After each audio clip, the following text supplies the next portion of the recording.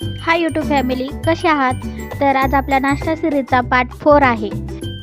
आज आपण बनवणार आहे चुरमुऱ्यापासून तयार होणारा सुशाला. त्यासाठी मी इथं कांदा कट करून घेतलेला आहे, कोथिंबीर, हिरव्या मिरच्या, शेंगदाणे, डाळवा. तर इथं चुरमुरेही मी धुवून घेतलेले आहेत. तर आता आपण वेळ नाही वाया घालवता तयार करू. तर बघा, कढई ठेवली. कढईमध्ये एक मापटं तेल, मी तर तेल थोडंच वापरले. मग तेल गरम झाले की मोहरी, बघा मोहरी टाकून घेतली. मोहरी चांगली तडतडली की मग यामध्ये आपण आता टाकूया कांदा.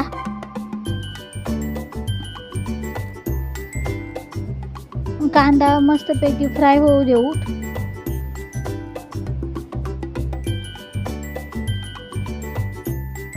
मस्त असं लालसर रंग घेऊ. मग यामध्ये आपण आता टाकणार शेंगदाणे, डाळवा, तेही तेलामध्ये फ्राय करून घेऊ. 2-3 मिनिट असंच हलवून.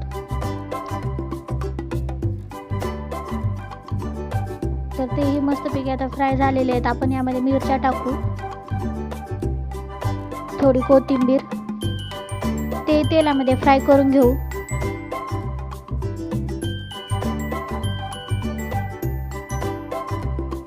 तर आता हळद टाकू, मीठ, चवीपुरतं मीठ टाकायचं. ते तेलामध्ये फ्राय होऊ देऊ. तर बघा, हे फ्राय झालेलं आहे व्यवस्थित. तर आता आपण यामध्ये धुवून घेतलेले चुरमुरे टाकू.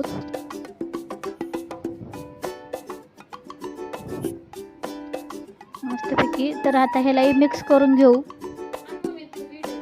खूप छान लागतात, सुशाला खूप छान लागतो.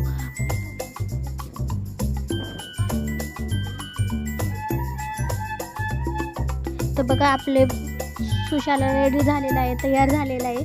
तर बघा किती भारी असा कलर आलेला आहे. तर मस्तपैकी. तर बघा, आपला 10 मिनिटात तयार होणारा असा सुशाला तयार झालेला आहे.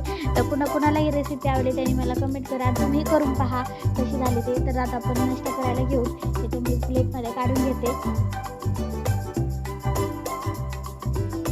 तर बघा, आपण काढून घेतलं आहे आता.